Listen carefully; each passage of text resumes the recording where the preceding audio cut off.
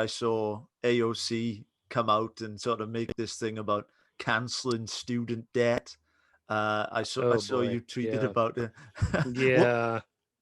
do you have any Well, I thoughts on mean, that? yeah, my general thought on that, of course, debt is a choice for most people, and it's not a bad thing. I mean, most of corporate, not just America, but around the world, is mired in debt. You couldn't get a corporation going without debt, and just how much debt you're retaining, how much debt the bank holds, and so on. That's all part of normal business. What AOC and the cancel the debt people are talking about is it just seems inordinately amount of debt. Well, at some point the students and their parents made a choice. They know what the interest rates are. You can see what the payments are going to be, that before you even sign on the dotted line.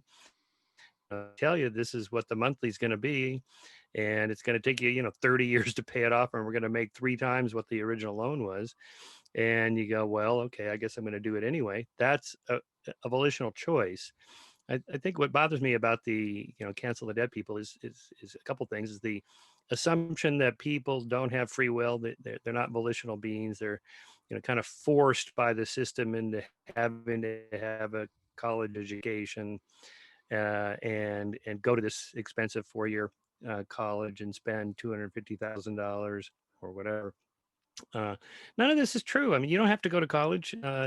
First of all, you don't have to go to a 4-year expensive elite college. You can go to community college. When I went my first 2 years to a community college. It's free at the time in the '70s.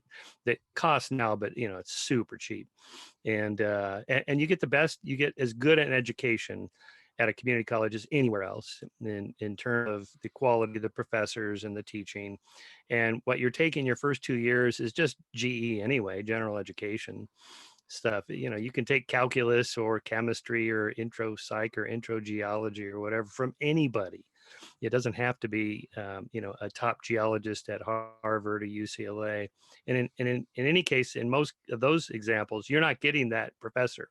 You're getting his graduate students. Maybe he shows up and gives a few lectures, but he's paid to do research, not teach.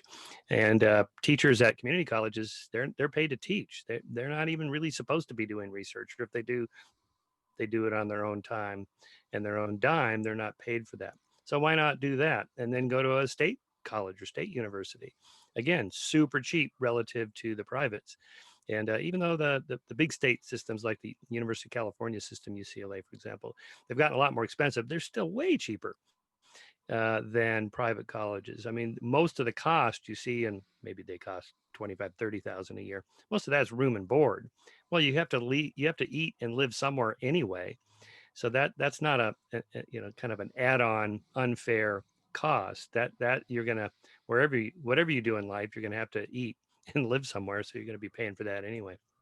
Uh, and then finally, you don't have to go to college. I mean, there's lots of ways to be successful and happy and fulfilled in life without going to college.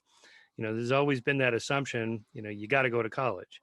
And I think college is great. I'm a college professor. I have a PhD. I went to college. I got a lot out of it. But I meet lots of people that never went that path, and they are, they're rich, or they're successful, they're happy, they're fulfilled, they have great lives. So there's no law of nature that says you got to do that, or law of politics or society. Anyway, so that's my take on that.